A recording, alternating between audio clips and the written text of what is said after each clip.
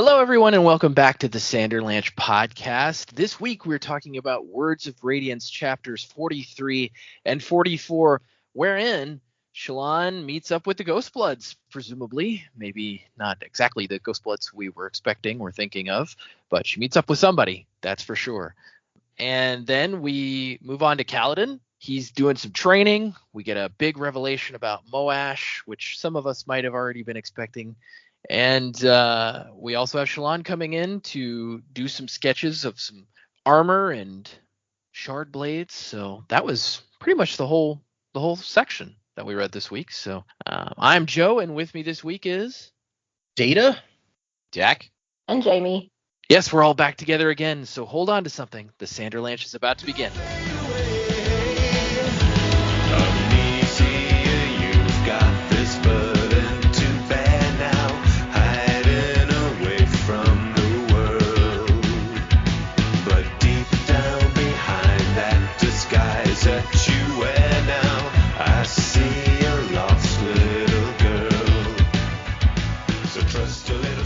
So yeah, just 2 chapters this time, but chock full of some interesting little bits and bobs, I feel like. What did you guys think of these 2 chapters? Man, the first chapter was pretty fun. Like I said, I'd made some predicaments that maybe these weren't the Ghostbloods that we had known previously, and I feel like that may be accurate because the person that at least that did most of the talking does not seem to be somebody we know, at least not as a Ghostblood.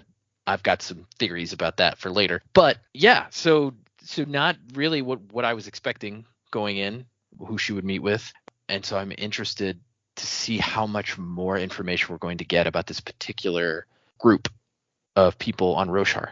So that was fun to read. It was fun to see her disguise. Interesting that like this, I didn't mention it in the summary, but interesting that this like Parshendi woman was among them and tailed Shallan. And so yeah, a lot of potential there for some interesting kind of things.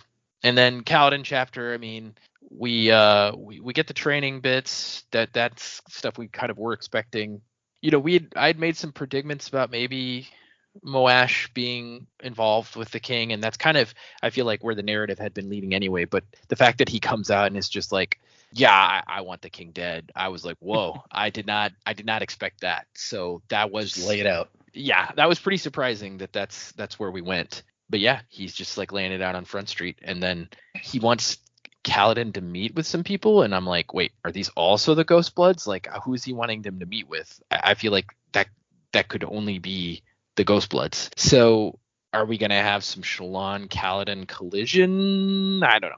Anyway, but fun read for sure. Brings up more questions than it answers as well. And now Shallan's got she's now been recruited to do some like espionage, so I don't know how that's going to work, but I guess we'll see.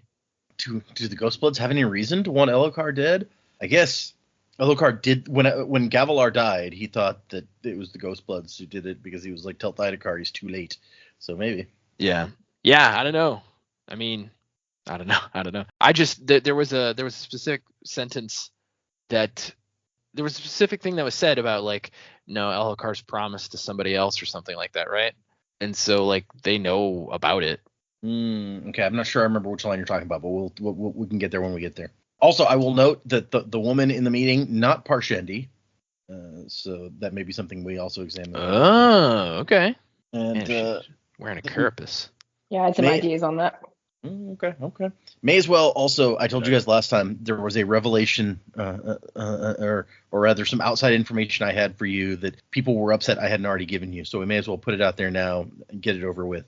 So you guys remember back in the Pure Lake interlude when we met the 3 guys that we'd seen in previous books / comics / whatever. Yes. And you guys were like, well, these are Ghostbloods. Clearly, those are not. They're not members of the Ghostbloods. Okay.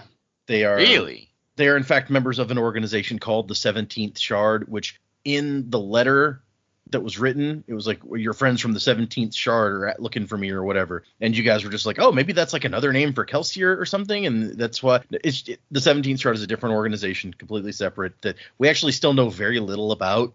But that is who those guys were working for. Okay. So not involved with Kelsier's group, at least. Well, at least as far as we know. Unless the 17th Shard, gets renamed to the Ghost. Like I said, I don't know. Maybe like the Ghostbloods, as we know it from the Lost Metal, is not the same organization as this one on Roshar, so they're borrowing that moniker.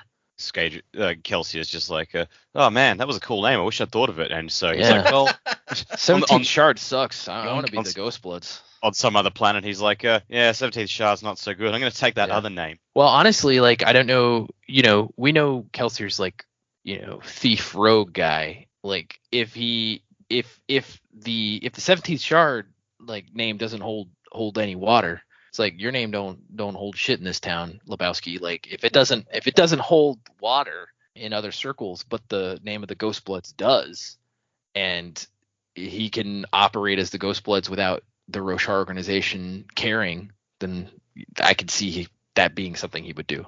Oh, yeah. That's an interesting possibility.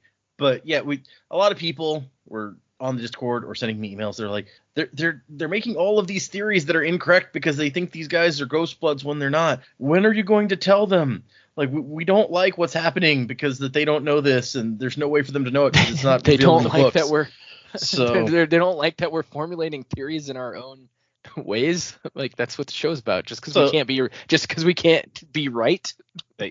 They don't want us to formulate incorrect theories based upon information that we. That's like our show.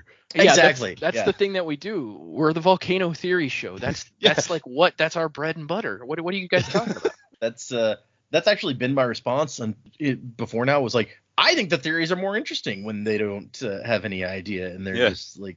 But now that we've met some actual Ghostblood operative types, I figured that it was the time to be like, by the way, these are separate groups here. It actually doesn't hurt my theory crafting all that much, so it's fine. Yeah. Well, you've been saying for a bit, it's like they may not be the same. Yeah. Well, and like I said, if they don't, if like the fan base at large doesn't know that much about the 17th Shard, and then they read the Lost Metal and they're like, wait, Kelsier's in the Ghostbloods, like maybe I'm right from my incorrect theory crafting. You never know. It's true. You don't know. Hopefully Brandon knows, by the way. One would think, yeah. Brandon, if you're listening, you are the exception to us saying that. Why would he be listening? There's no reason at all. Nah. I'm just imagining you're going to get an email. It's like, hi, guys, Brandon Sanderson here. And you're just going to go, well, that's bullshit, and just delete it. Delete. That's somewhere the real Brandon's be like, they never read my email. So these chapters, interesting stuff. Yeah, really don't know what to make of most of our new friends among the Ghostbloods. We didn't even get names, which is kind of annoying. At least, something to refer to them all as would be nice. This guy with the blowgun seems a bit finger on the trigger. Mm. It's like that's just how he does for fun. He'll just sit there on a hot summer's day. He's got the blowgun out. He's shooting flies down or something. I mean, if I was that capable with it, I might be tempted. Yeah, it really does seem like you got Bullseye from Daredevil, and you just set him up in charge of the Secret Society here, which is terrifying.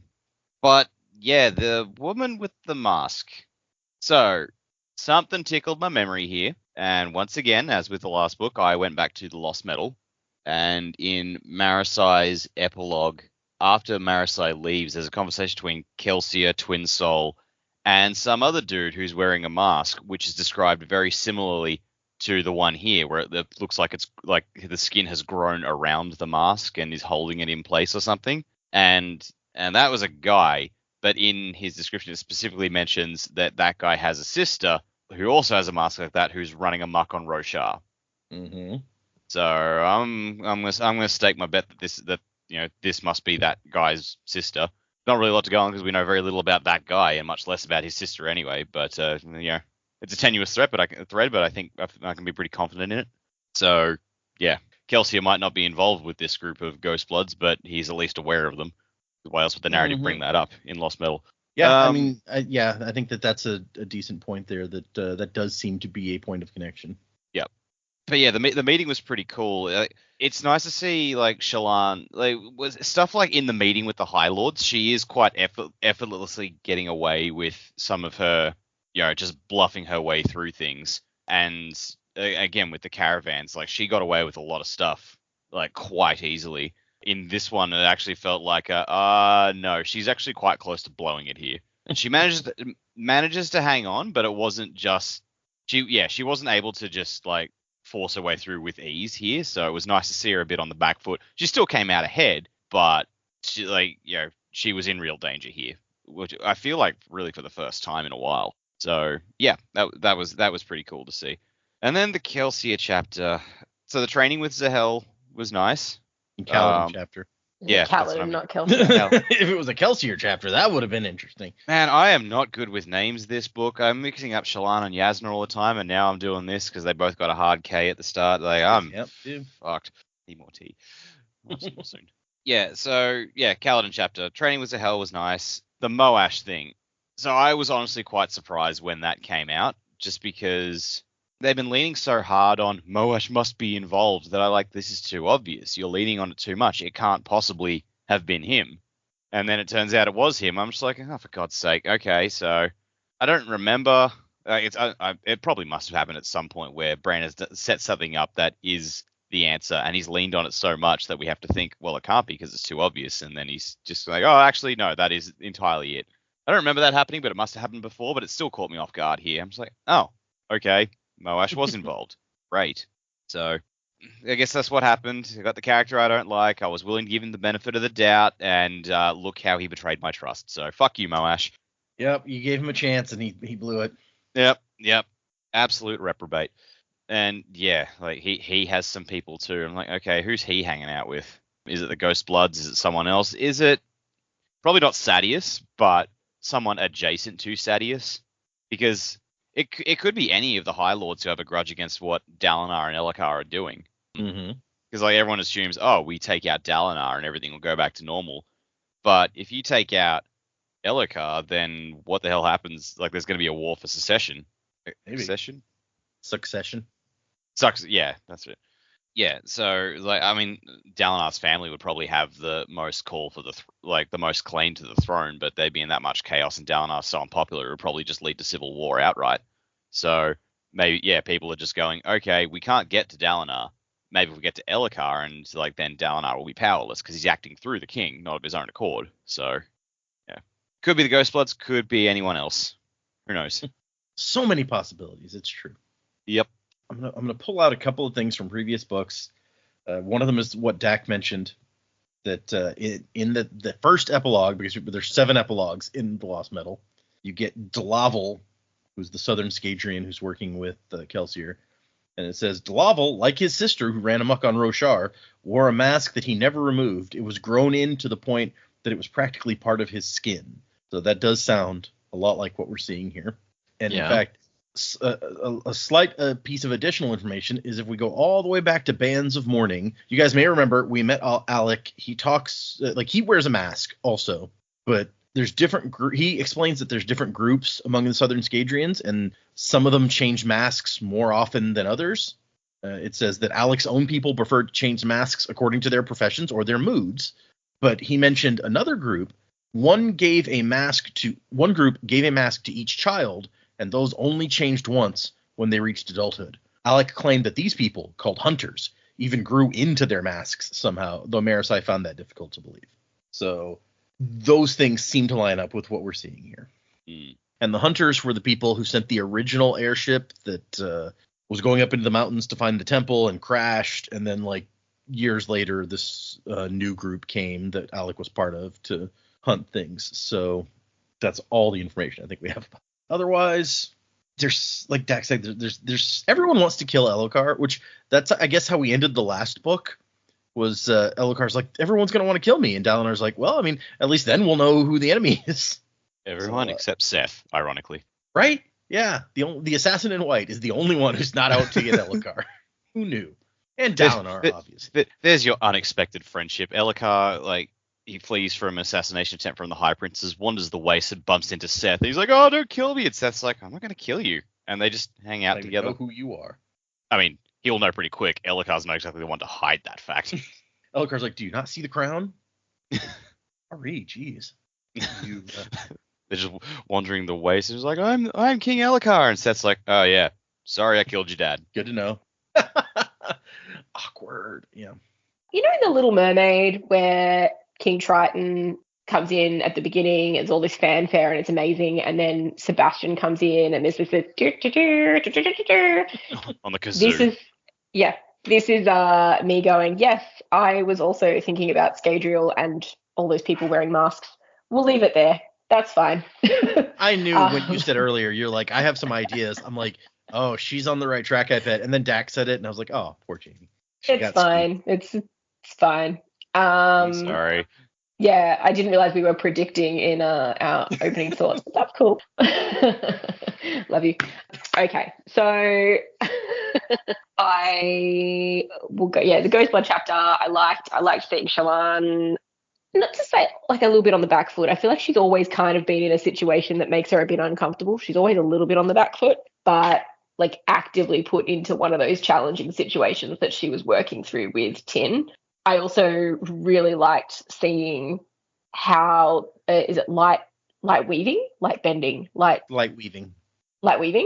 Yeah, not a bender. Yep.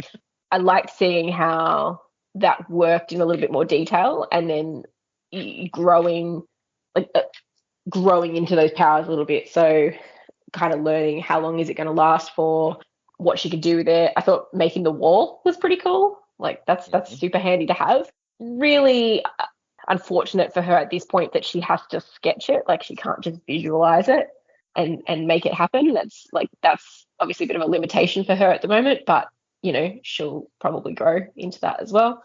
Yeah, seeing her with the Ghostbloods, I was like, I don't think anything's actually going to happen to her, but they're definitely making it seem like something could happen to her. And the casually like blowing those darts around her as well was like, oh, that's just mean. Just intimidating her, which is, I realize the whole point of what you're trying to do, but it's just mean. Leave her be. I also don't think, like, if Tin had actually gone and was still alive, I don't think all would have been well for Tin. So it'll be interesting to see how much they already know. Perhaps they're already aware that it's not, like, Tin's not around and Tin did not get the message to send an apprentice or anything like that. But it was cool to read anyway. And the fun interactions with Patton.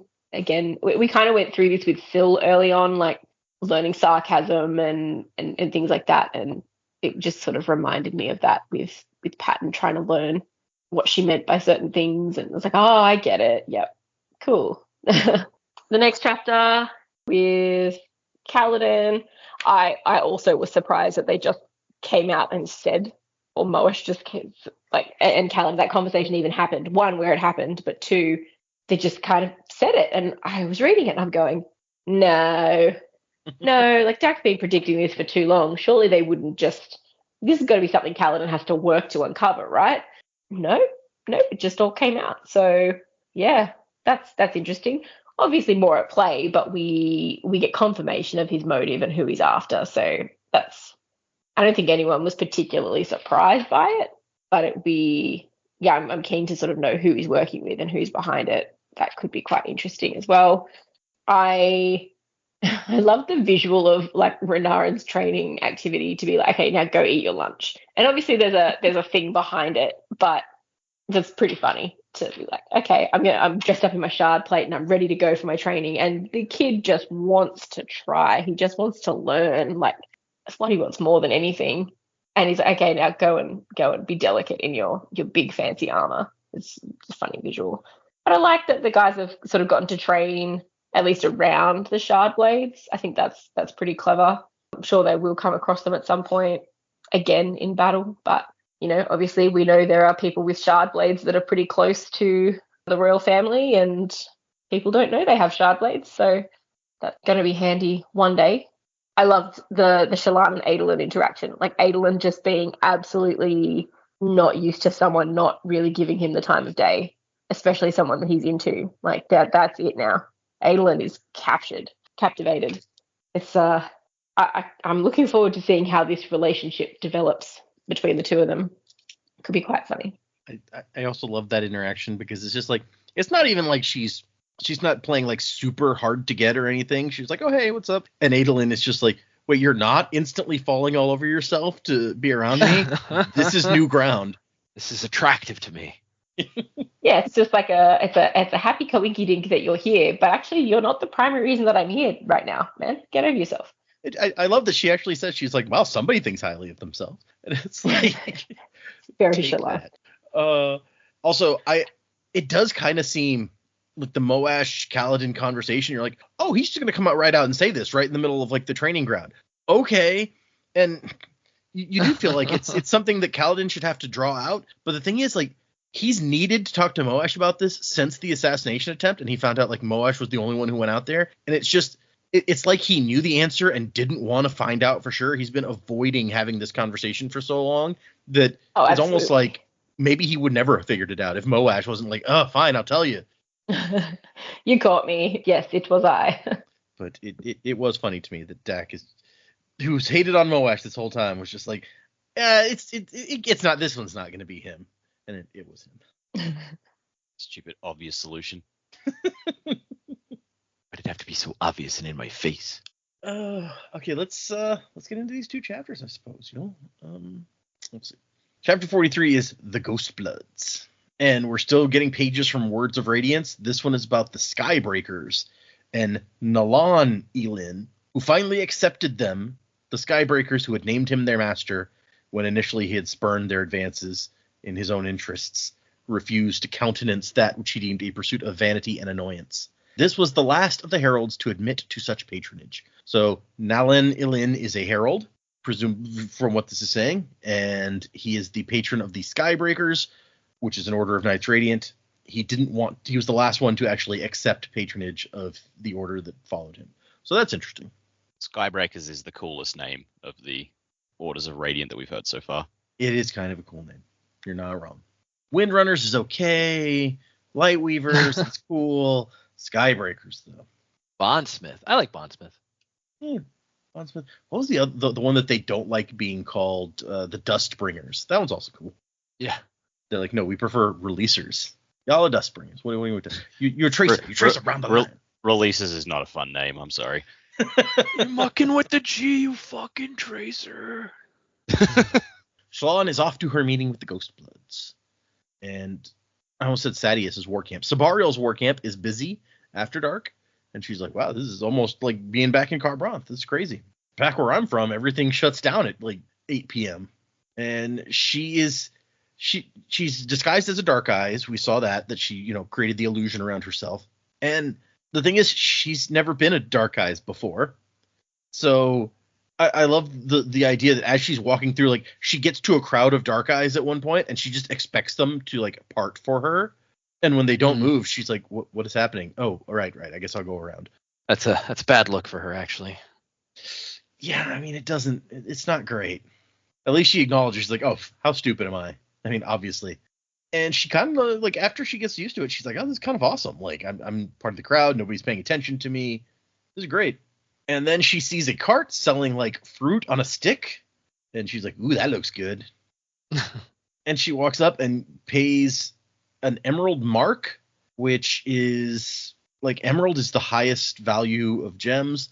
The mark is the middle. So, hold on a second here. Yeah, she's basically handing over $1,000 note for some fruit on a stick. Yeah, we don't even have $1,000 notes in circulation anymore. Yeah, not since that one time. When I was in Italy, I had a 500 euro note because that's what the bank gave us. Yeah.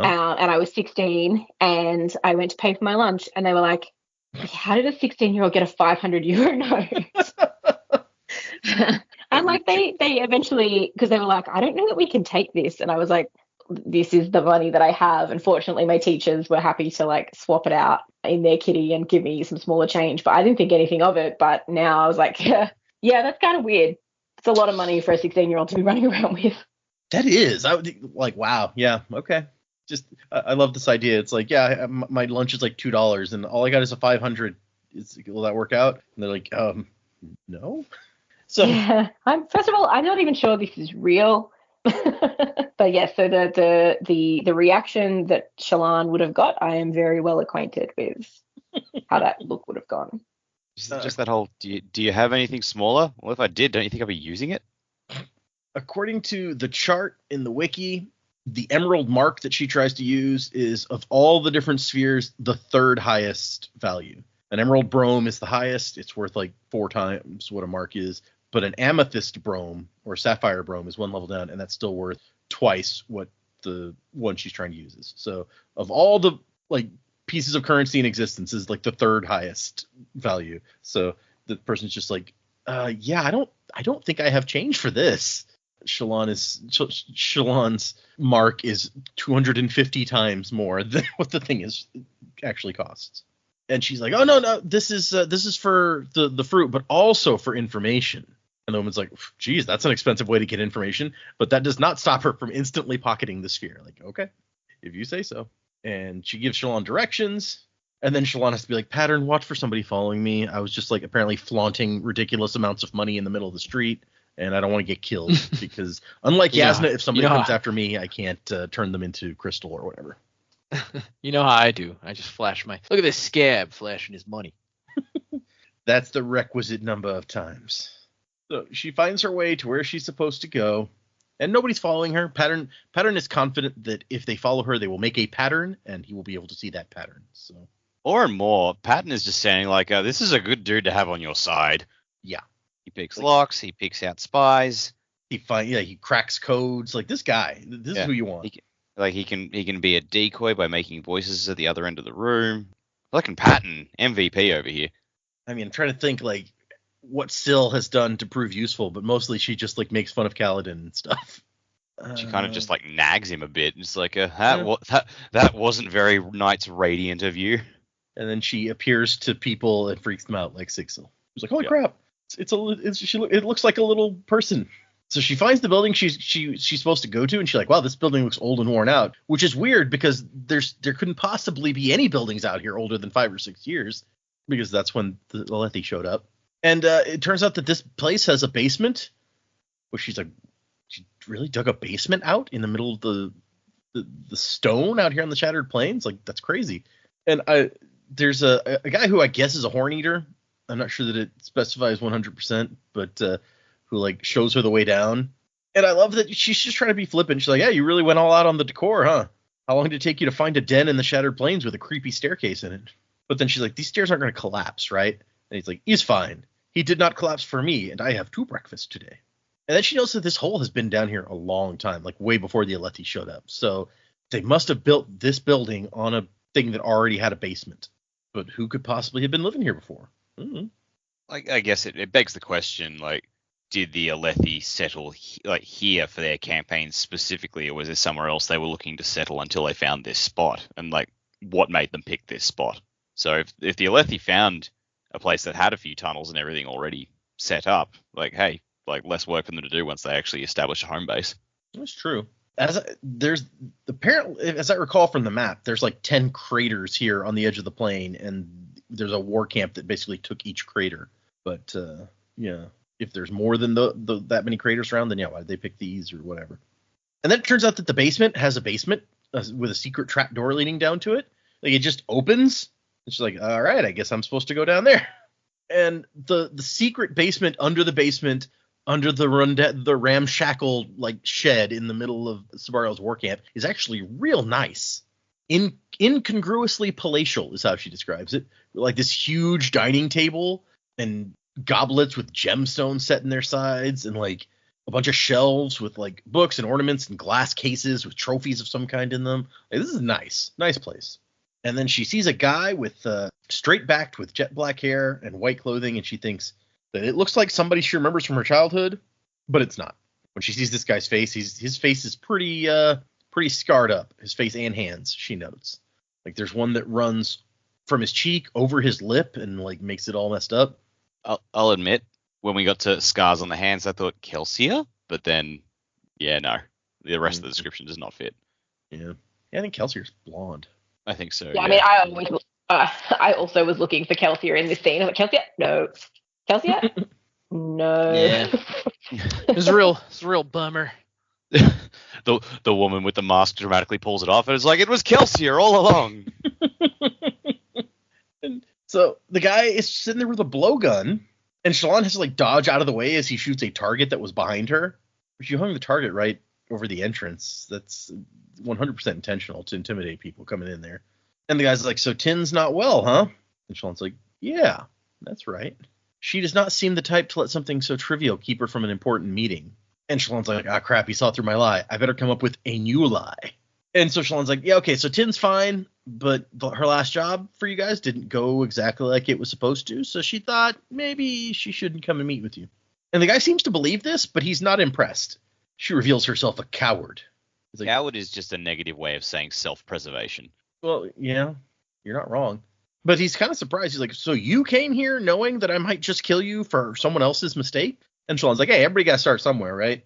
You got to take some chances. So if you don't kill me, then hey, I've met some important people she probably wouldn't have introduced me to. And the guy's like, bold. He appreciates this. And then he like waves to a guy who walks over and plunks a big sack of money on the table. He's like, tell me where she is and you can have that money. And maybe I'll find you a place in my organization. And she's like, come on, I'm not that dumb. Like, if I betrayed her for money, you would have no use for me knowing that I would betray you for money also. And he's like, okay, well, what about if I tortured you? I could get the information that way, I assure you. And she's like, well, yeah, but why do you really think Tin would send me here if I knew her location? He's like, oh, okay. She's like, so what would the point of torturing me be? And he goes, well, for one thing, it would be fun. And at that point, Shalon has to tell herself, breathe slowly, normally. You've gotten yourself in with some unpleasant people, apparently. Yeah, this is like I don't think anything's going to happen to Shalon, but something could at that point. And she's just like, I mean, you're not going to destroy something that could be useful. And he's like, oh, you think you could be useful to me? And she says, yes. And he's like, all right, sounds good. And just takes a drink. And she's like, oh, geez, okay, I'm not dying. Good. And that's when a strange person sits down next to her. She hadn't even seen them move. And it is a short, tan-skinned person with some kind of carapace mask tied to his face. She eventually realizes it's a woman, but she's like, in fact, it looks like the skin had started growing around the edges of the mask somehow, which I feel like that can't be healthy, honestly. And she didn't realize it was a woman at first because the safe hand is exposed, and she's like, oh man, it makes Shalon blush to see another woman whose safe hand is exposed. And so she sits there for a minute, and the guy doesn't say anything. And she's like, Bright Lord? He's like, I'm thinking. I was just going to kill you and hunt down Tin, but you can tell her she would have been fine coming to me. I'm not mad about what happened. That she did not come to explain in person, however, that cowardice turns my stomach. She hides like prey. But then he says, but she sent someone she knew I would not kill. She always has been clever. And Shalon's attention is drawn to the fireplace, where she's like, where's that smoke going? We're like 2 levels underground. And this is where she gets a look at the trophies, which some of them may be of interest to us. I don't know how much attention you guys paid to these. There's several gem hearts, which she's like, man, these are probably worth more than my dad's whole estates, but all right. There is a tusk from a white spine, which I don't know that we've seen a white spine. We know that one killed what's his name's kid back in Roshone's son. Yeah, Roshone's son. Thank you. And the eye socket of something that looks a lot like a santhid, and which she does not like to see. But then there's a few other things. There's a vial of pale sand, so maybe a white sand thing, although sand can come from a lot of places. Well, we know that sand's got particular properties, right? So that's kind of where my mind went. Yeah. There's a couple of thick hairpins, which Emperor's Soul? Yeah, that's what I was trying to figure out where these things came from. There's been a lot of guesses about the stuff in his collection. One of or probably my favorite one about the thick hairpins is that they may actually be like Inquisitor spikes. Oh. That's not what I would think that they would look like, but yeah, those would be big ass hairpins if they were. It's true. But maybe not Inquisitor spikes. Maybe they could be, the ones that like went in the Candra or something. Like they could be smaller. Those could be smaller. That's a fair point. Yeah. It's like, oh, you've got a pulsating blob thing over in the corner there, and it's like, oh yeah, that's Benny. In a second, we'll just stick those hairpins in, and he'll be good. There's a lock of golden hair, which I've seen people guess was maybe some like the royal locks from Nalthis, but could also be. We've heard about like the Eerie have golden hair, so who knows? A branch of a tree with writing on it that she couldn't read. That one I don't have a guess on. A silver knife.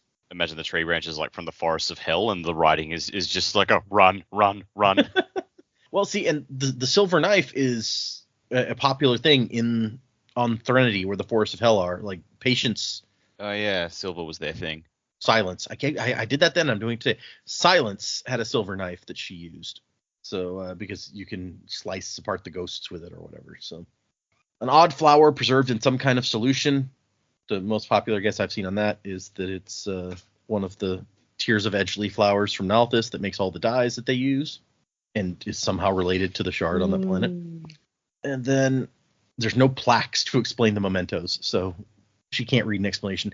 There's a chunk of pale pink crystal that looks kind of like a gemstone, but a delicate one. And this seems to be like the aether that we saw Twin Soul use. Twin Soul, yeah. Yeah.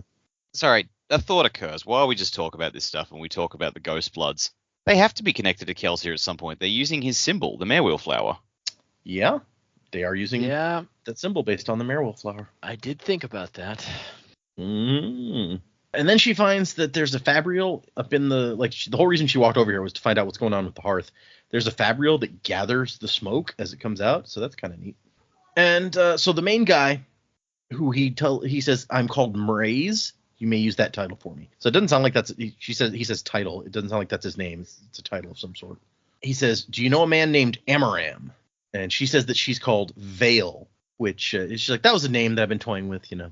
And Mraze says, Amaram is a shard bearer in the court of Sadius. He's my current prey. I want you to get into his manor. He's got secrets in there, and I want your mistress to investigate and return the information to me next week.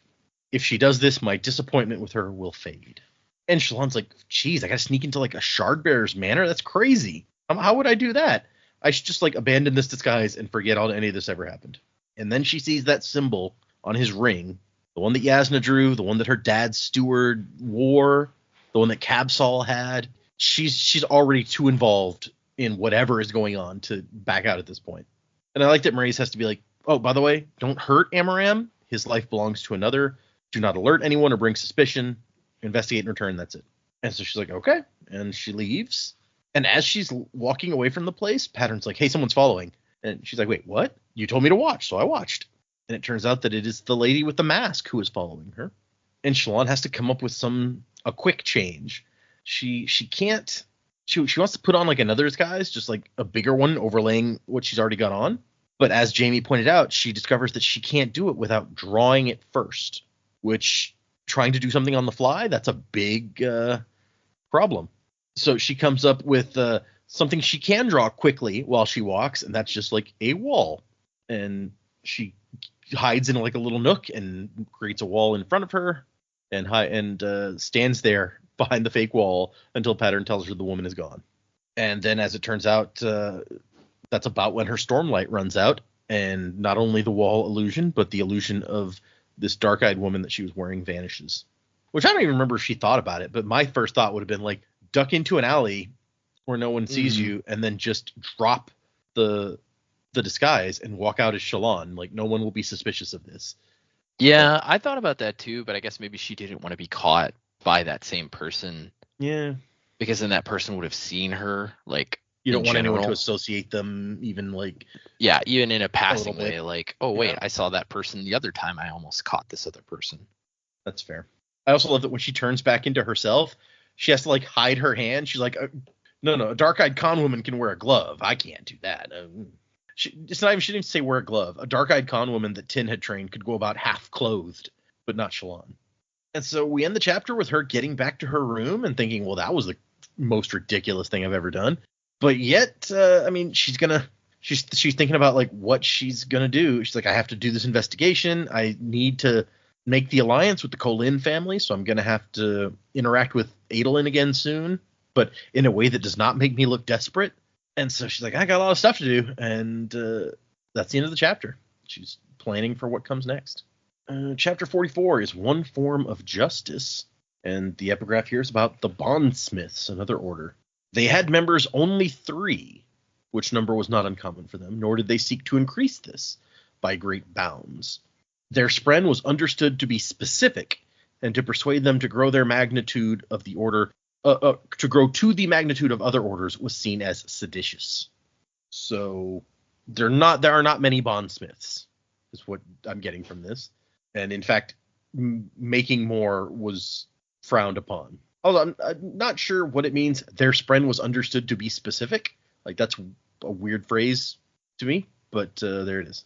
But I agree with Joe that Bondsmith is also a cool name. Yeah. Sounds like you are smithing bonds. So Mhm. you're making handcuffs. This chapter is Kaladin and some of his guys on the Light-Eyed training grounds, where he just feels real awkward because dark eyes aren't allowed here generally. We saw him the first time he came here, and he kind of had to, puff out his chest a bit and prove to everyone that, not even really prove to everyone, just kind of like stare down people who are like, why are you here? But after several times, he's like, it's just always awkward when I have to come here. Plus, it was like the first time he was just there guarding the princes. This time he's actually there to train. That's true too. Which is like completely like only Light Eyes train here. What are you doing? Yeah. It's like now I'm here for me, and okay. And we also note that while he has a very nice uniform, he has like the captain uniform of the bodyguard group. All these other guys have uniforms that are like nicer, with like they're fancied up with like gemstones in the buttons and shit. There was embroidery added to some of the uniforms, and colorful scarves were growing popular. Which I feel like Kaladin makes a bunch of money now. He could add embroidery to his uniform or gemstones or scarves if he wanted. Doesn't really strike me as the kind of guy who would want to, though. I also sort of struggle with, okay, if this is a uniform and Dalinar is requesting they wear their uniforms, why does he permit, the bedazzling of people's uniforms? Agreed. I mean, okay, for me, the buttons don't bother me that much. If you decide you want to put a different button on there, whatever. Adding embroidery seems like a bit much. And I guess a scarf, you can wear a scarf with your uniform, right? I don't know. It's also weird because Dalinar's the one guy with shard plate whose shard plate is very not fancy and utility, whereas everyone else blings theirs up quite a bit. It's like, True. Yeah, Dalinar is the unblinged High Lord. Of course, he doesn't have a shard plate anymore. He gave that to Renarin. True. But at the time. Yeah. Does it say? Did Renarin color his? No, I don't look out for that now. I don't know if it said. And so Renarin is now part of Bridge 4. He's like, am I relieved to train today, sir? And Kaladin's like, yeah, go ahead. He's got the uniform. he's ready to go. Go ahead. And so Kaladin goes over to Zahel, who is like in a corner, and he's drawn a circle in the sand, and he's throwing little colored rocks in the circle. This just made me think of Light Song.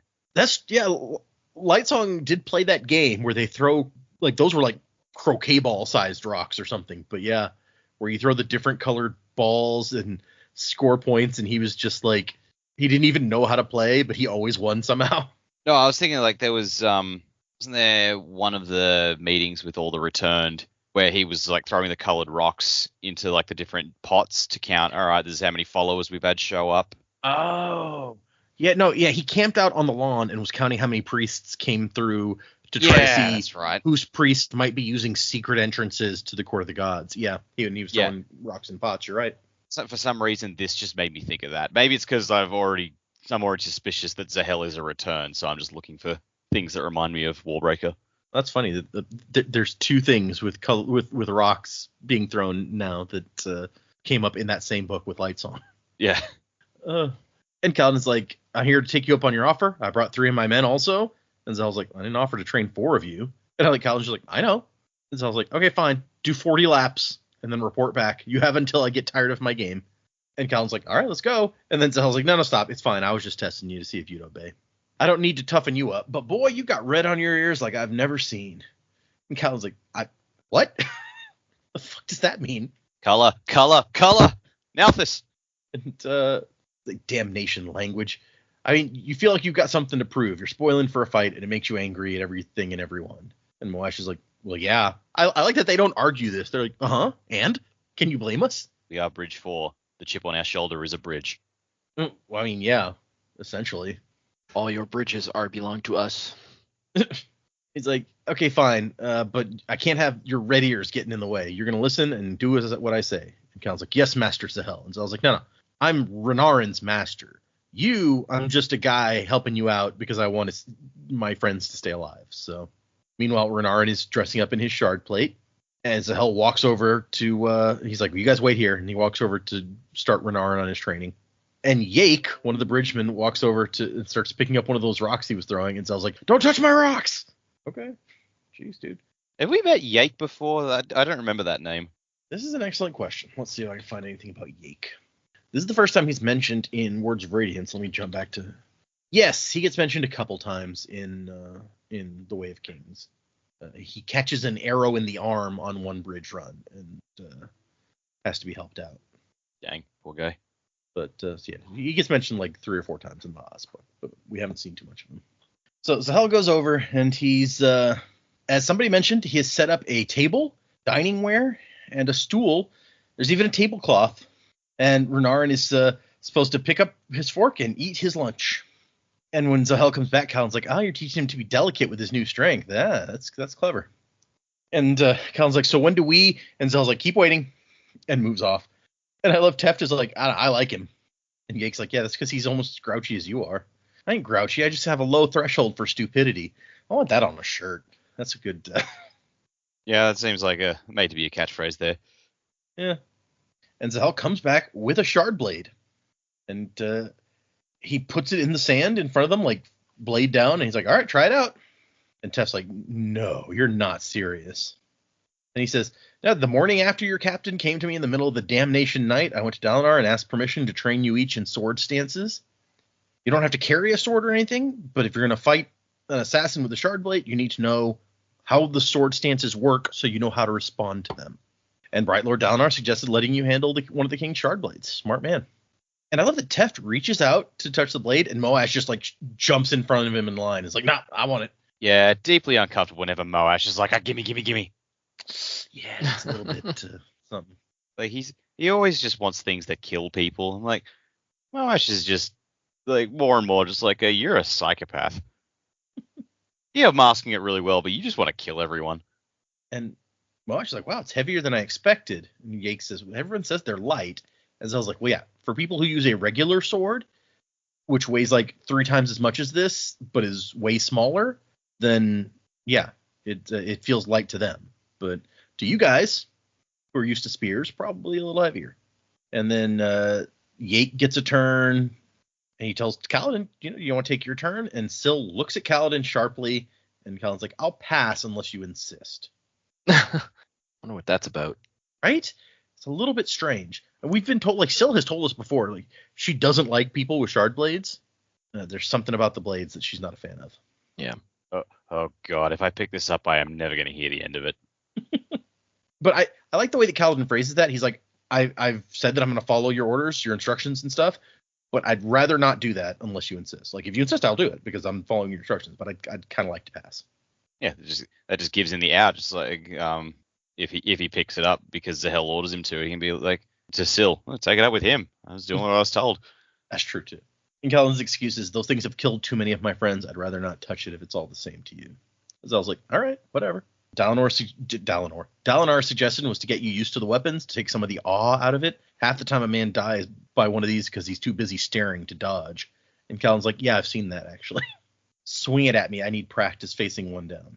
And so I was like, "Oh yeah, let me get the guard." And he's like, No, without the guard. I got to be afraid." And so Hel has to go get the sword from Moash, who's having a second turn, swinging it around. And Syl comes to Kaladin, and she's like, "Thank you." He doesn't know what that's about either, but he's like, whatever. Small price to pay to keep her happy. But we know from that brief Zahel interlude that he knows Syl is there. He does, yeah. So he can sense her. So I wonder if like he's just standing there and he's even though he can't see her, he knows the look she's just given him. He's like, yeah, all right. I'm not gonna force that any. Can't come between a man and his spren. Yeah, I wonder how much Zahel knows about, like, because I don't think anybody that we've seen is aware that some Spren are as intelligent as like Syl and Pattern. Like Kaladin had no idea that there were Spren that were like that smart out there that you could interact with.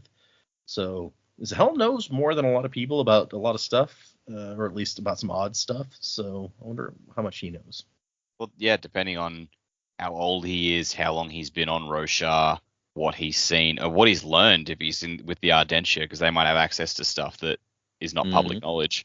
So there's every possibility he knows a lot more about Spren than even masters like Axes the Collector. Praise be unto him. That you make a good point, because if your theory about him being returned is true, then he could be any number of years old. He could, he could have seen the original Knights Radiant. Yeah. As long as he's got enough breaths to last, one breath a week or whatever, he could be around forever. So yeah. Yeah. And again, a breath as investiture, maybe there's a different way on different planets to siphon investiture breath. Yeah, it could be. You just suck on a big old door lollipop and you got plenty of breath. There you go. Well, you got that some of the door in the jar that they had in Lost Metal. Yeah. That's my new product. Door lollipops.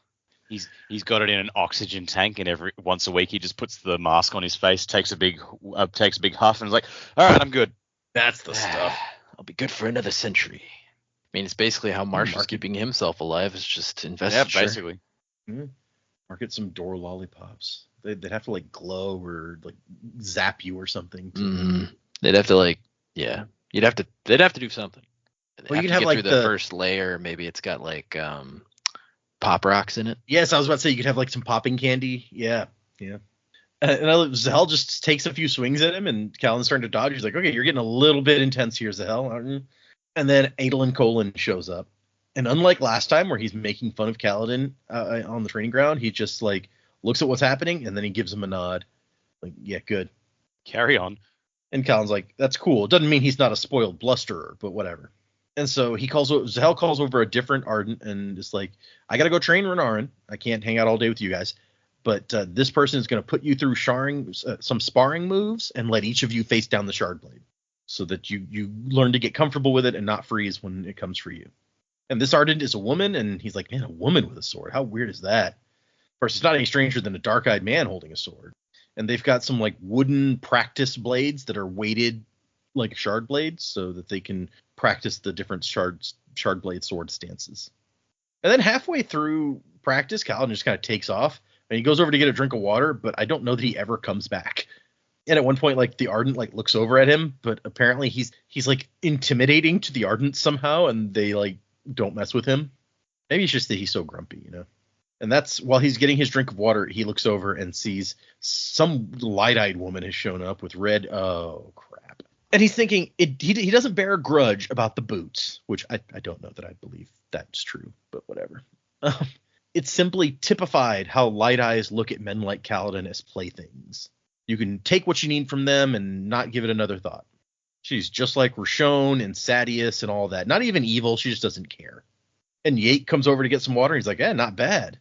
And Kaladin's like, not bad at what? Not bad looking, Captain. Jeez.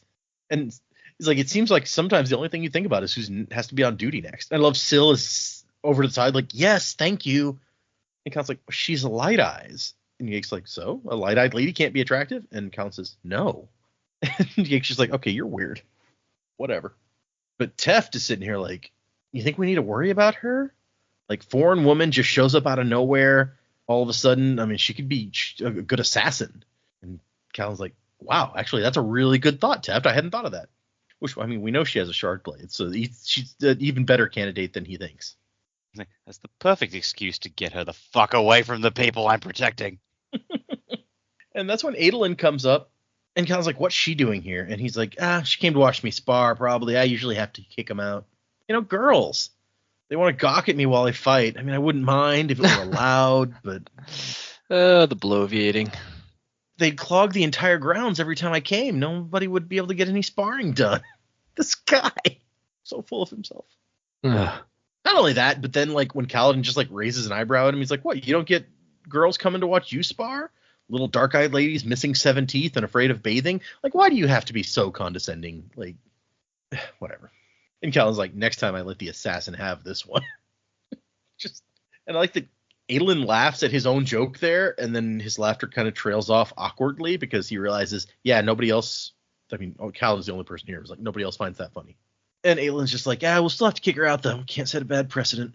And Kaladin's like, you're really going to just like have a betrothal to a woman you've never met?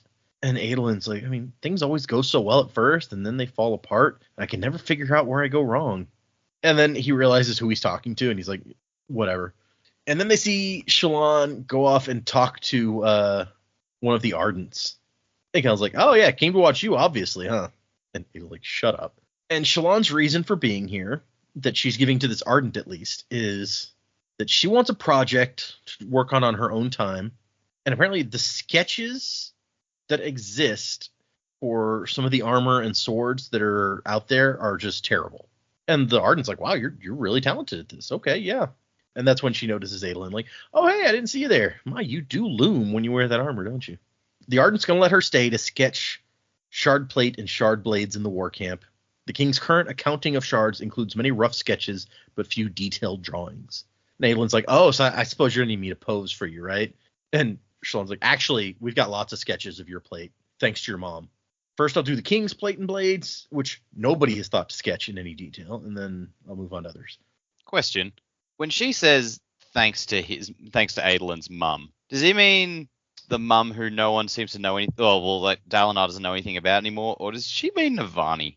Presumably she means his actual mom, because when she encountered Dalinar and Navani earlier, she's like, they're brother and sister, right? There's like a weird vibe here. Like, I don't think she knows kind of what's up there. Yeah. I wasn't sure because like sketches and information and cataloging and stuff of shards and stuff, I could absolutely see Navani doing that. So that just threw me for a second. Yeah. Maybe Aelin's mom was good at drawing, like Shallan is. Who knows? We still just don't know enough about her. We don't even know her name because Dalinar cannot even hear the name. Yeah, well, it's like, oh, your beloved wife. Exactly. And Aelin's like, look, Shallan, I can see what you're up to. And Shallan's like, yeah, 5'6". I suspect that's all I'll ever get. I love that. That's my favorite line of the chapter. She's like, I used to think I was a good height, and then I came here. You Alethi really are freakishly tall, aren't you? And he's like, no, that's not. You're here because you want to watch me. Just admit it. This is all a ruse. She's like, huh, someone has a high opinion of himself. Comes with being royalty, I suppose, like funny hats and a fondness for beheadings. I like that line. That's my favorite one of the chapter. And then she sees Kaladin and is like, oh, your boots are on the way back to your barracks via courier. And he's like, oh, really? Yeah, I had the soles replaced. They were really uncomfortable. And he's like, I like how they fit. And then Aelin's like, wait. You wore his boots. How did that happen? And Shallan's like, awkwardly and with 3 pairs of socks. Now, if you really want me to sketch you, Aelin, I will. You don't have to act jealous.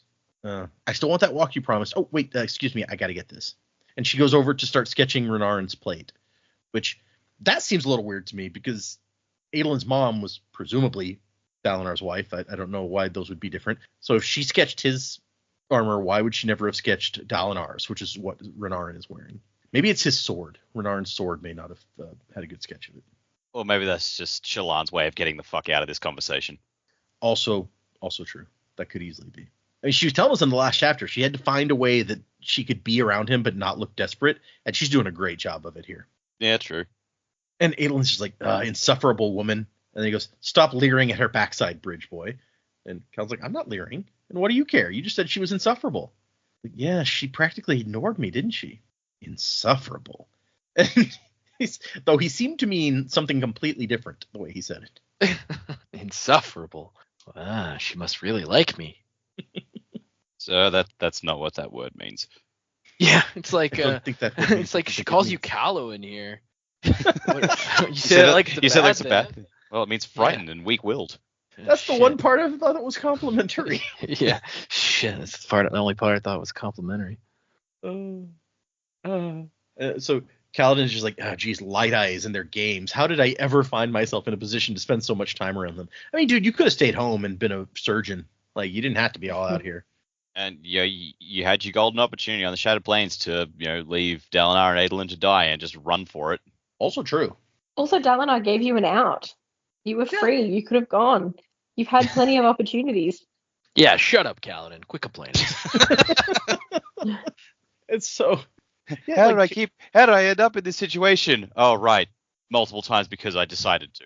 Yeah, exactly. The choices I made. Right. The consequences of my actions. Damn it. Those affect me. I keep forgetting that.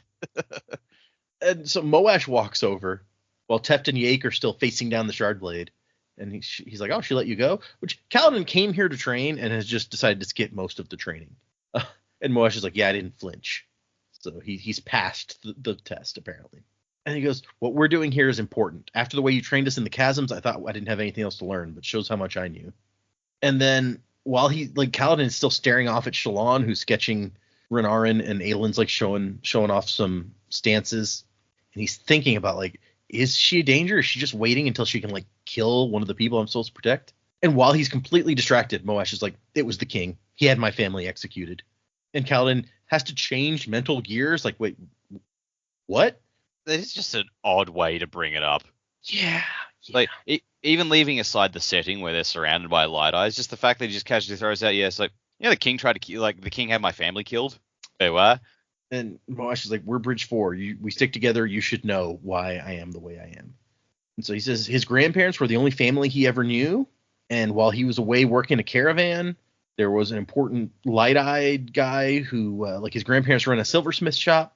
This other guy owned a bunch of silversmith shops in Kholinar, and he had the king's ear. So he had Elokar, like, arrest them on some trumped-up charges. And they were important enough, kind of like you can remember Kaladin's dad talking about, like, he was highly ranked enough where Rishon would have to, like, have a trial if he wanted to take these spheres. And Kaladin's dad had the documents to prove that the spheres were legally his, so Rishon wouldn't be able to get them. And so Moash's family was also highly ranked enough that they would have to have a trial of some sort. And Elokar's like, oh, yeah, things are a little backed up right now, so we'll get to that trial when we get to it. And he left them in jail for months without signing off on the paperwork until they died. That's so sad. That's awful. That is awful. Yeah, it's bad. So, I mean, it's hard to blame Moash for wanting to kill the king when the king had his 75-year-old grandparents thrown into a dungeon until they died. That's super messed up. And it's funny to me because it's like, clearly Moash wasn't inheriting this business. He didn't want to learn it. And they were 75 years old. Like, if you wait a while, the problem will be taken care of. There's no need to go out of your way to kill some 75-year-old people because they run this business that's a competitor for you. You just, like, wait 5 years, my man. Yeah, I have questions about Moash's story here. So, like, a few things about it just don't quite ring for me. Oh, like what? So I don't know. I feel like some details are being left out. We know Moash is very, like, he hates light eyes, but I feel like he skews narratives to fit his view. So yeah, I thought to myself, why would some random silversmith have the ear of the king? If it was some other high prince or some other bright eyes, I could sort of get it. But this one random vendor knows the king well enough to get him to agree to do this. Like, something about that just doesn't seem quite right to me. So I'm wondering if maybe it was some other high lord that worked for the king, and now Moash is just blaming the king for it because likely the orders had to come from the top. Or if there's some other details about this that Moash just isn't telling us, whether or not he even knows. Like, I don't know, something about this isn't sitting right with me. Maybe it's my bias against Moash and that's it. But yeah, I feel like there's something else to this that we're not being told right now. Interesting. I mean, if somebody owns several silversmith shops, maybe it's just like a wealthy businessman who you could see, like, if one of the wealthier guys in town, he could have a relationship with the king. I could see that politically, But yeah, you're right that, like, some random silversmith, that wouldn't make any sense. Yeah. Plus, like, I know we don't all have the highest opinion of Elokar, but he doesn't strike me as someone who's very progressive in terms to dark eyes rights and that sort of thing. But he's never struck me as someone who would just throw someone in jail on trumped up charges and leave them to rot. And again, we've seen a lot more of Elokar than Moash will have, so we have a bit of a advantage in that perspective. But even so, I'm just like, that doesn't sound like Elokar to me. So if he'd said Sadeas did this, I would believe this, no questions asked. Yeah. But I don't know, like, that doesn't seem Elokar to me. Interesting. Yeah. I mean, I'm not going to say you're wrong. We haven't seen Elokar throw anyone in jail that I can think of, but yeah, I mean, the fact that he mentions, like, it was the king did this, I assume this has to have happened after Gavilar died. Actually, I think he talks about it. He says that Gavilar was out on the plains. Oh, okay. He was actually on a convoy to bring things out to the plains. Elokar was in charge of the kingdom while Gavilar was out doing stuff. Right. Okay. So the prince was acting in the king's stead. I don't know. I mean, it could have been Elokar's wife. By all accounts, she was an awful person. I mean, she's still in charge back in Kholinar. I keep forgetting that. Another character that we just have barely seen anything of. It's true. Does he say how long ago this was? That's interesting. I mean, Elokar is not that old. He might have been really young at this point. I don't know. He could have been a shitty teenager. That's entirely possible. And like if it was before Gavilar died, he doesn't have his healthy dose of paranoia. You'd think Also true. Like if it happened after Gavilar died, it's like man's already paranoid about assassinations. He's not going to make more enemies, or at least not consciously. Interesting point, yeah. But yes, he's like, that bastard killed my family, murdered them to keep his secret. He was like just helping out his rich buddy or whatever. I came home from my trip with the caravan to an empty house, and the neighbors told me my family was 2 months dead. And Colin's like, so now you're trying to assassinate the king. That night on the balcony, did you make it look like a shark blade cut the railing? And at this point, Moash is like, we shouldn't talk about this here. Well, yeah, no shit, man. Like, you started it. And Colin's like, dude, we've been hired to protect that guy. What the hell? And Moash is like, no, our job is to keep Dalinar alive, and I can agree to that. He doesn't seem too bad for Light Eyes. The kingdom would be better with him in charge, honestly. And can you really tell me you don't think that's true? And Cal's like, but killing the king. He's like, no, not here, man. And Cal's, I can't just let it go. I got to tell somebody. And he's like, what, you're really going to tell? You're going to turn on a member of Bridge 4? When the member of Bridge 4 is about to commit regicide, you bet your fucking ass. Yeah, we're protecting that guy. That's like our whole job. So yeah, we were hired to protect Dalinar. We were hired by Dalinar, and our orders from Dalinar are to not let Elhokar die. Idiot. And like Kaladin has put his personal honor on the line with Dalinar, saying that like he can do this. Yes, like my relationship with people on Bridge 4 is very important, but like you're asking a lot here, dude. And Kaladin says that he won't turn you in if you agree to stop. You got a grudge with the king, whatever, but you can't just try to, Christ's sake, Moash, no more regicide. Which also, like, your duties should probably change a little bit. Yeah. I think that's honestly a decent compromise, where he's like, okay, you tried to kill the king. I get that. I will agree not to turn you in if you agree to not do that again. That's being generous, honestly. I don't know how you explain to Dalinar at that point that you've discovered who's behind the attempted assassination, but I can't tell you who. I promise it won't happen again. Like, what's that? It's like, I know who did it, but I can't tell you who did it because I made a promise. And Mosh is like, well, what am I supposed to do? What kind of justice can a man like me get on a king? What am I supposed to do? Not commit regicide. And then Moash says, I'll stop for now if you agree to meet with somebody. And Khal's like, who? And he's like, no, the plan wasn't my idea. Other people are involved. All I did was throw them a rope. Just listen to them. Listen to what they have to say. And that's it. If you don't agree, I'll back out. I promise. And he promises in the meantime, he will continue to not try to kill the king. And Kaladin is like, okay, fine. And then Syl shows up after Moash leaves. And it's like, what just happened? I only heard the very end. And Kaladin says, Moash was involved. Someone's trying to kill the king. It's my job to investigate. So I'm going to follow this through. And she says, I felt something else. Kaladin, this is dangerous. Kaladin says, we should go to Dalinar. He's like, I can't go to Dalinar until I know more. And then she takes off. And then he notes like a bunch of other light-eyed guys hanging around, like making fun of the dark-eyed people with practice shard blades. And he's like, jerks, whatever. I deserve to be here.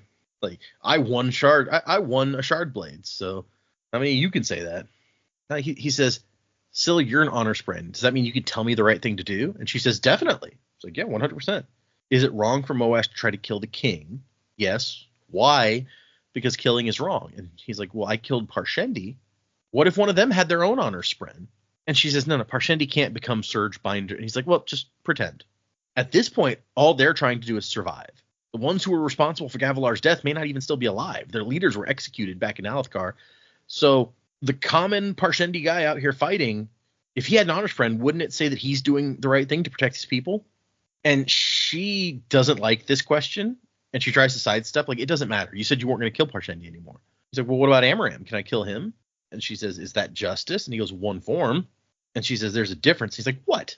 What is the difference? And she says, the difference is what it does to you. Thinking about him changes you and twists you. You're supposed to protect, not kill. Oh, and so, okay, eventually he does go back to practicing because he's doing the sword stances, and the girl comes over and gives him some corrections, and he's all frustrated that he's not picking up instantly. And she's like, what, you thought you'd pick it up in one day? And he was like, I mean, yeah, kind of. And Zahel comes back and looks at him. He's like, okay, yeah, keep going. He's like, I was under the impression you'd be training me personally. And Zahel's like, nah, too much work. And he goes back to like the place where he was sitting, and one of the Ardents has piled up his rocks, and he's annoyed about it. And Kellen's like, I saw Dalinar do this thing while unarmed and unarmored where he caught a shard blade in midair with the flats of his palms. And so I was like, oh, old Dalinar pulled off a last clap, huh? Good for him.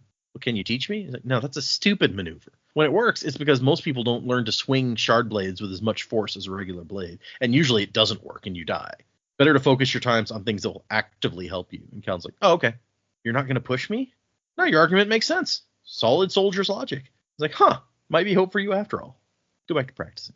And I don't know if you guys looked on the next page after the end of the chapter, but you get a couple of you get some really nice detailed drawings Shallan has made of guys in shardplate, and Firestorm, the blade of King Gavilar, which does look very fiery, and Sunraiser, the blade of King Elokar, which is a very long, thin blade with a bunch of like glyphs on it. It's kind of interesting. But I want to go back to the last clap for a second.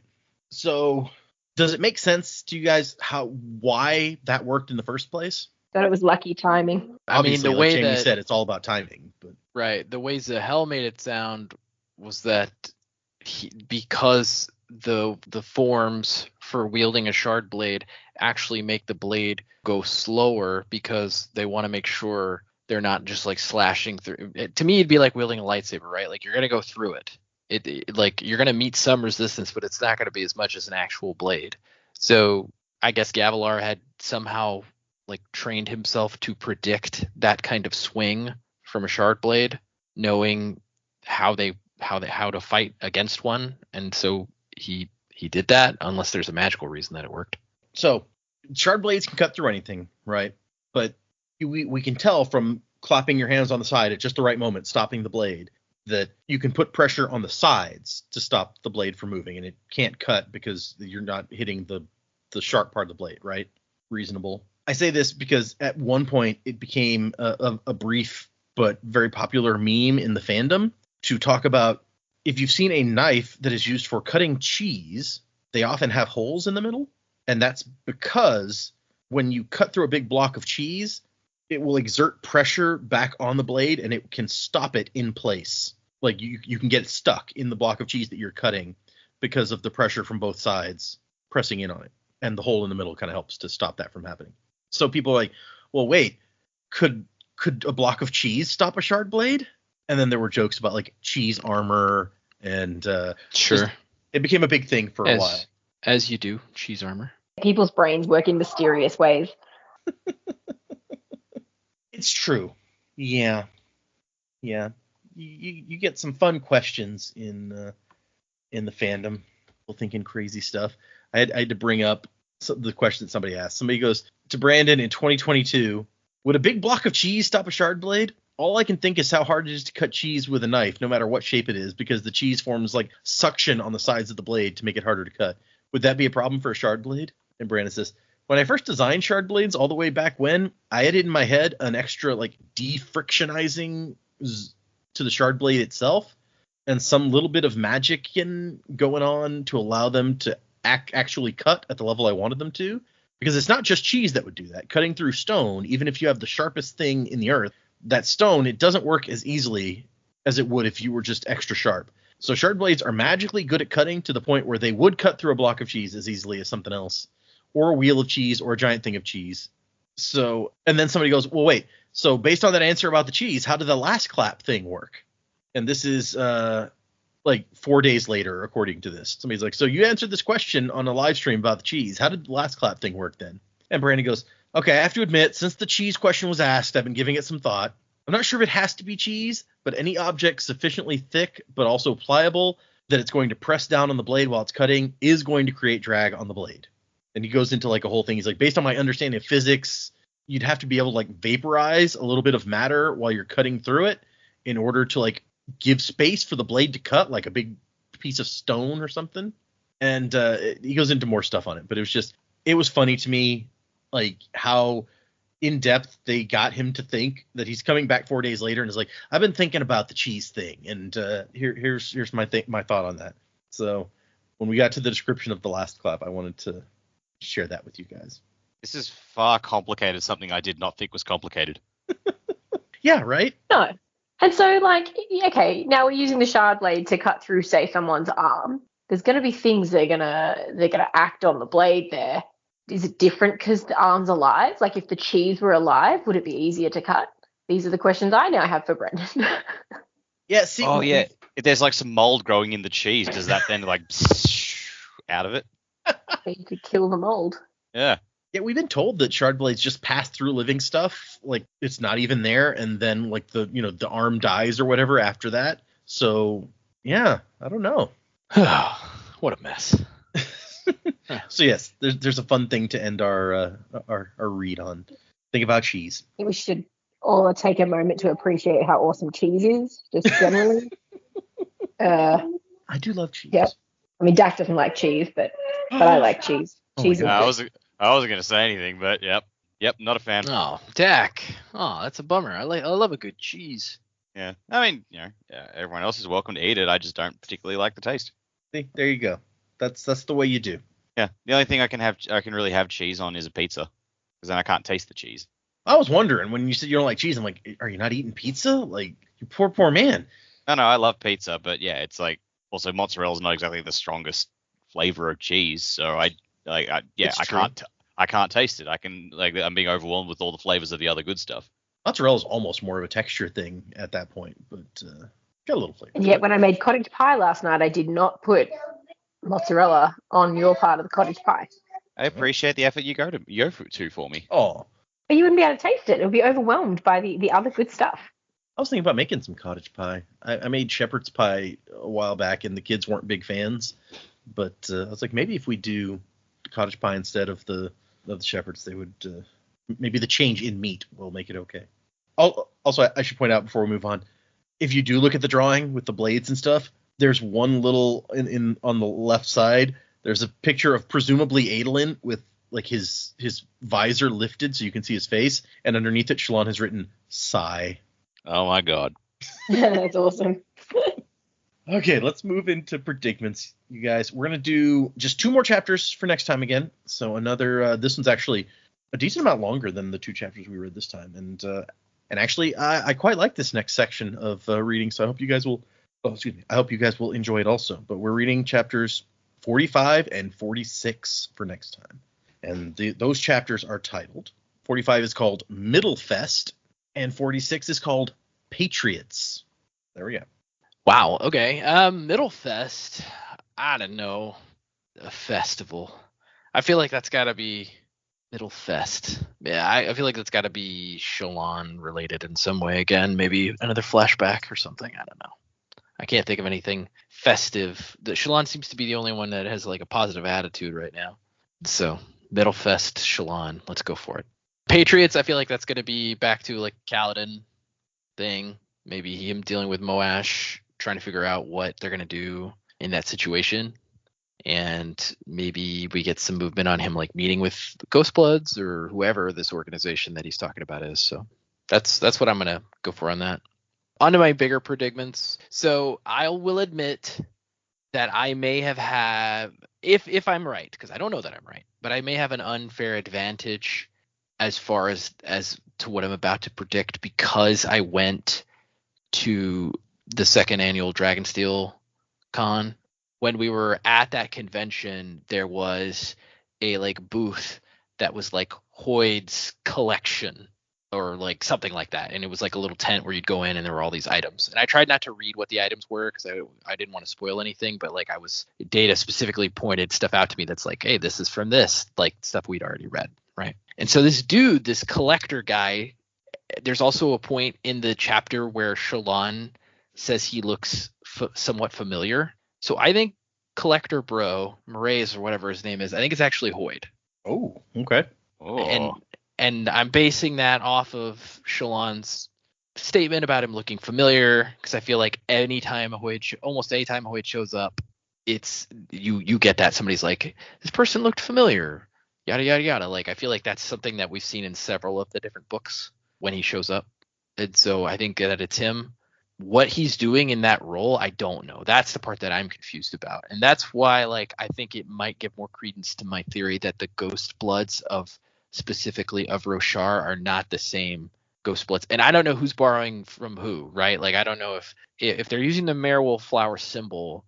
I almost wonder if like these people on Roshar are running around using Kelsier's organization's name as opposed to. But then we have our other characters that we know of that are in the 17th shard, so maybe it's the other way around. Maybe the Ghostbloods started as Roshar with these folks, but I think Mraize is Hoyd. Based on those two pieces of information that I have. That's my probably biggest predicament this for this section, because we met this new character and I'm like, wait a minute, he collects stuff. And even before going to that convention, we kind of had like tossed around the idea that Hoyd is going around to all these different planets collecting like investiture items. And so, especially if like some people in the fan base think that the hairpins are spikes, which again doesn't make a whole lot of sense to me because hairpin and a spike does not seem like. But I envision the spikes being much thicker, but maybe they're not. I just don't know why you'd call them spikes if they weren't thicker. Like I'd call them like needles if they were that thin, And so I think that's kind of like where I am at that. I think that's got to be Hoyd. And then as far as the rest of it, yeah, like there's got to be something. I mean, obviously we know there is. She doesn't like Syl doesn't like shard blades. So like, what is the real reason? Is a shard blade? I'm trying to think. Like, do the shard blades harm Spren? If so, like, well, I don't know, because Pattern seemed fine with Shallan using a shard blade, but Pattern even seems to have encouraged it at some point. So. Yeah, Pattern's a little weird though, and we know that also there's true. Yeah. Yeah, and also we know, like, we're starting to realize that Spren may not be from like all cut from the same cloth of God. So like there may be differences there between, and maybe you could say it this way, because Syl said it this way, right? She's like, you're supposed to protect, not kill, or whatever. And maybe in the Honor Spren mind, it's like shard blades can only destroy. They can only kill. They can't protect. And because he says, well, sometimes you have to kill to protect. And she's like, nah, that's not how it works. And so maybe that's like the issue, is that by her nature, she opposes the blade because it destroys. And we've seen opposing forces like that in Investiture before, right? Like when we talk about Scadrial and we talk about Ruin and Preservation, like they're almost direct opposites. And so if we've got these two different types of investiture, if the shard blade is invested, which I assume it is based on the fact that it has magical powers, seemingly, maybe whatever is fueling the Honor Spren investiture is opposed in nature to that blade investiture. But anyway, that's kind of my big theory, and then my little tidbit this week. Yeah, as far as what I think is going to happen next, like I said, I hope we get some movement on this whole Moash thing, because us learning that Moash tried to kill the kings, like for sure, it's like, okay, well, something needs to happen now, because that's not good. It's not good. It's true. Yeah. And also, he probably didn't have an assassin before, but now he definitely does, and it's Moash. Like, so now it's just feeding into Elhokar's like paranoia. It's true. Yeah, that's not good for your paranoia when someone is actually trying to kill you. No.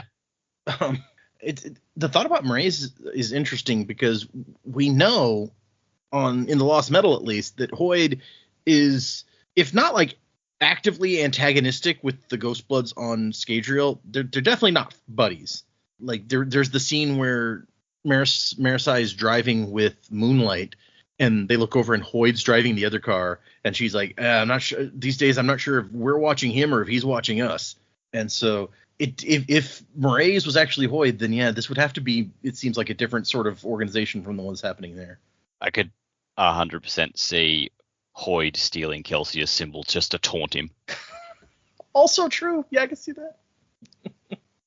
just to mess with people. Yeah, that does seem Hoydish. You're not wrong. I don't have a lot for this week. Yeah, like Middlefest sounds like a festival, which those don't strike me as something that happened on the Shattered Plains, so I'm gonna assume that is a flashback for Shallan. 2 votes for flashback. Got it. Yeah, which God only knows what's gonna happen there.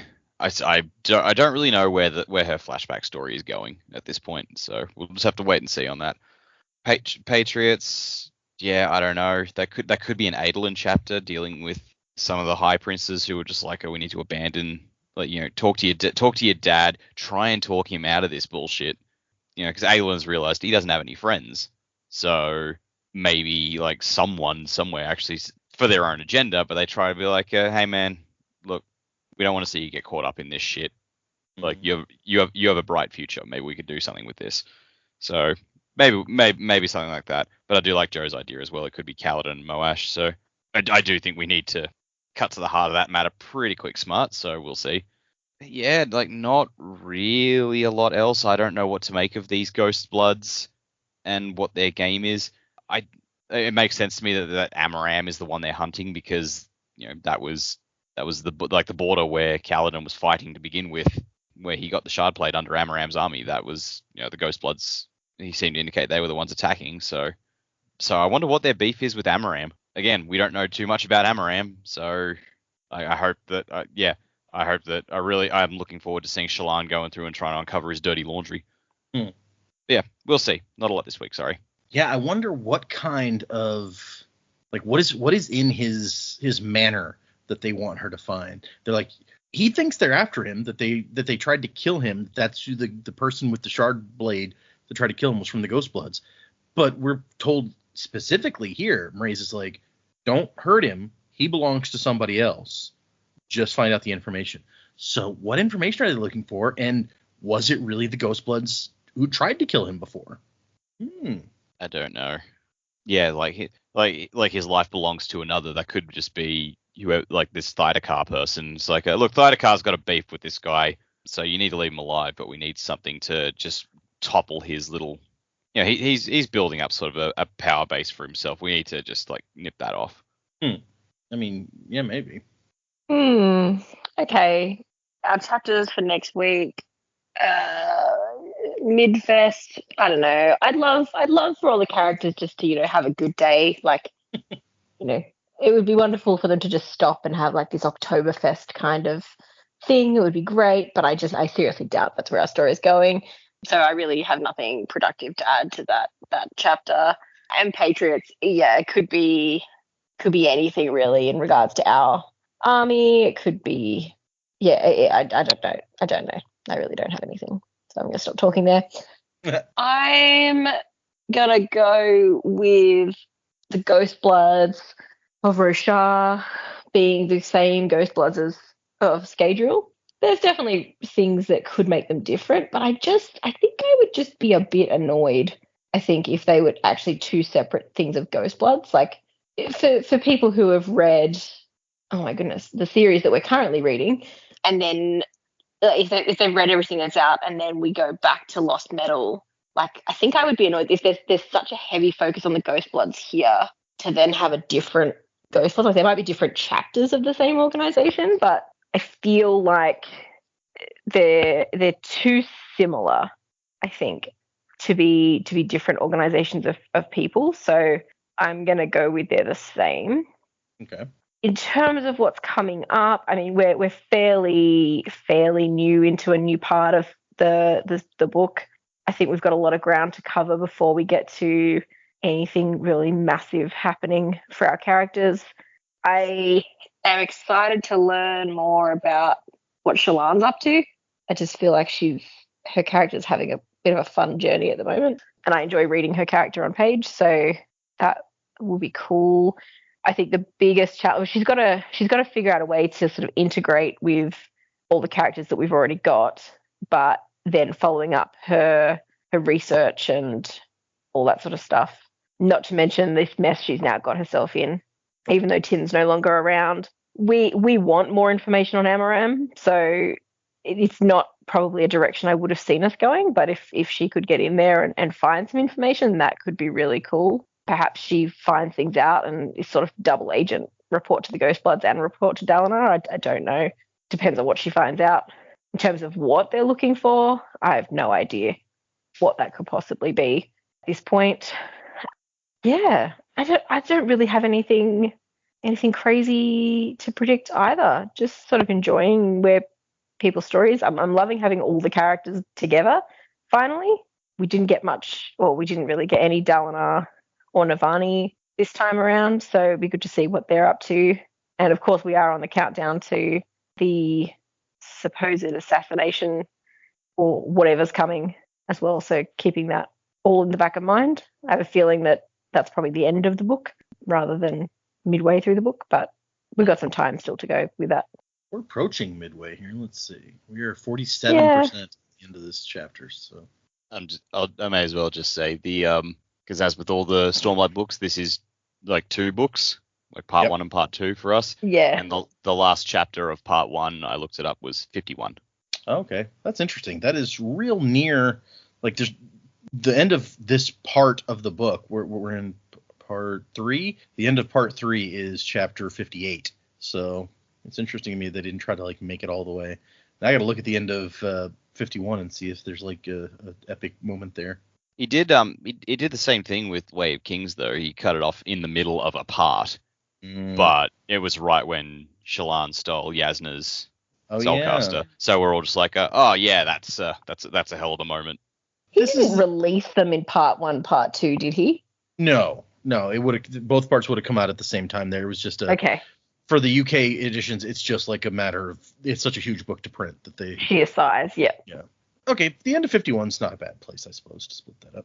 Jamie's the one so far who's like, I think these Ghostbloods are probably the same Ghostbloods. And I mean, you did spot that we seem to have the person in this book that they're referring to in that other book, which lends credence to them being the same group, right? I mean, partly that, but also it's no fun if we're all on the same side. Also, fair. But also, I really would be slightly annoyed, I think. So come up with a new name. Why would you do that? Why you got to make it more confusing? At least when you have like, sorry, go ahead. I was gonna say copyright law, guys. You know, you could be the Ghostbloods and do the same. You can't have the same logo. Like, you gotta really up your game there. At least when you've got like these guys from the 17th Shard, they got a different name for their secret organization or whatever. So you gotta be original. Maybe one of the organizations bought the other one out. Oh, there you go. It was a hostile takeover. Yeah. Also, I like your note about Amaram, where it's like, we don't know what she's going to find out about what Amaram's up to, but we really want to know. So regardless of whether, she can go back and tell Mraize, she can slip some information to Dalinar, whoever, if we get to find out, then we'll feel good at least. Very true. So, yeah. Hoping she finds out something good about Amaram. And since you're going to start reading it right away, I can also tell you guys that those of you who guessed were correct that Middlefest is going to be a flashback. And maybe one of my favorite flashbacks, at least my favorite flashback so far, almost certainly. Maybe one of my favorites of the book. I don't remember them all off the top of my head. So intriguing. Yeah, enjoy that one. All right, let's move into... We got several emails. We'll read some of those, and then we got a couple of new patrons that we'll get to. If I can find the right email box, here we go. Adam wrote in about Shallan's blade to point out that when I was telling you guys about different places where there had been hints that Shallan had a shard blade, Adam's like, Data missed one of the most blatant hints to her having a shard blade, which comes right before she soul casts for the first time, as she's panicking, trying to get away from the cryptics. And the quote says, before she could consciously think of what she was doing, she was struggling with her sleeve, trying to get the soulcaster out. It was the only thing she had resembling a weapon. No, that was stupid. She didn't know how to use it. She was helpless, except Storm, she thought, frantic. I can't use that. I promised myself. She began the process anyway. 10 heartbeats to bring forth the fruit of her sin, the proceeds of her most horrific act. She was interrupted midway through by a voice that says, "What are you?" So there you go. That does seem pretty explicit, that she's beginning the process and it takes 10 heartbeats. And it's a weapon of some sort. So instead of like coming in, finding out like she's apparently attempted to commit suicide, that nurse almost walked in on Shallan, cutting the shit out of her bedroom with a shard blade. That would have been hilarious. Like, it was Yasna who walks in and finds her. After, yeah, that's right. It was too. I was getting mixed up with the hospital. Yasna walks in and is like, "Why is your bed cut like straight in half, like the sheets and all?" No reason. I like it better this way. What? Just working some things out. Adam says it's stuff like this that benefits most from a reread because you catch all these small hints. Also, taking notes might help some of the newbies remember things. Dude, we're lucky to get here every week. Yeah. Joe's taken some notes in the past. I don't know that he still is. I took a list of what all the stuff that was said was collected in there, but then I misplaced my list. So that's note taking for you. There you go. All right. Thank you, Adam. Our next one is from James, who says Airsick Lowlanders is the title of this email. What have we done now? Ahoy, Sanderlanche crew. My name's James, and I've been listening to your podcast since you all started the Bands of Mourning. After I finished reading The Way of Kings, I quickly read through the rest of Brandon's works and found this podcast, wanting to see how others interpret and predict what would happen next. I'm currently in the U.S. Navy and finally got caught up with the podcast on my most recent deployment and got a little sad that I ran out of downloaded episodes. Thanks, y'all, for being y'all selves and providing this fantasy-loving sailor some entertainment for some very boring months aboard a submarine. Keep being awesome, and remember to line y'all's hats with aluminum. And also notes in the note for me, among other things, that he's very excited that we're getting the Stormlight Archive, which he feels is objectively the best series. So, thanks, James.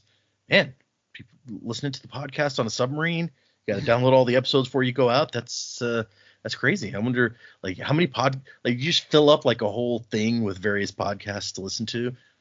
That's crazy. Joy Poplars on a boat. Wherever good times are had. Yeah. From what he described, submarine is not, in fact, where good times are had. Not bad times, just not good ones. They may have some good times. Who knows? They're just not all good times. I've downloaded like several podcasts or something before I've gone on a cruise, but those are like, a week or two tops. This is a submarine deployment. That's a long ass time. Yeah. Okay, we'll do one more email today, and then we'll still have a couple left over for later. This one is for, I'm going to say Gabor. The A has a little mark over it, and this person says they're from Hungary, so I'm not sure how you'd pronounce that exactly, but that's what I'm going to go with. Every week, another country pulls out, and it's like, we have listeners in that country? Wow. Yeah, it's awesome. This one is titled About Seth's Eyes. It says, hi, I just reread the first Szeth interlude, joining my wife's first read.